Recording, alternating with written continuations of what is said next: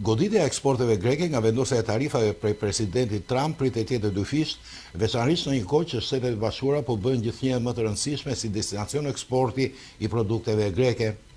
Vlera e eksporteve greke drejt shërbave në periudhën 2020-2024 regjistroi një normë mesatare vjetore e rritje prej 20.4%, ndërkohë që pesha e eksporteve drejt Shteteve të Bashkuara në totalin e eksporteve greke u rrit nga 3.75 në vitin 2020 në 4.89 në 2024. Bilanci tregtar midis Greqisë dhe SBA-ve është me një suficit prej 268.19 milion euro, por shumë më i ulur se në vitin 2023 kur ishte 617.71 milion. Njëra goditje është e drejt për drejt pasi produktet greke tani do të jenë më të shtrenjta për amerikanët dhe për këtë arsye më pak konkurruese. Ullit, cimentoja, alumini, djathi feta, vaj i ullirit dhe kompostat e pjeshkës janë produkte që vlerësohet se do të jenë më të prekura nga vendosja e tarifave.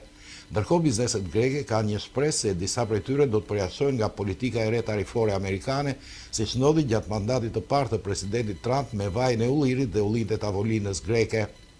Shtetet e Bashkuara janë gjithashtu tregu i pestë më i rëndësishëm për eksportet greke të djathit feta. Goditja tjetër është indirekte dhe ka të bëjë me një reduktim të mundshëm të eksporteve drejt partnerëve tregtar të Greqisë brenda Bashkimit Evropian. 65% e eksporteve greke realizohen në vendet anëtare të BE-s. Tarifat do të prekin kryesisht Gjermaninë, Italinë dhe Francën, partnerët kryesor tregtar të Greqisë. Bara mbi ekonominë në këto vende nënkupton një ulje të fuqisë blerëse të konsumatorëve dhe përrjedhoi reduktimin e eksporteve greke drejt këtyre vendeve.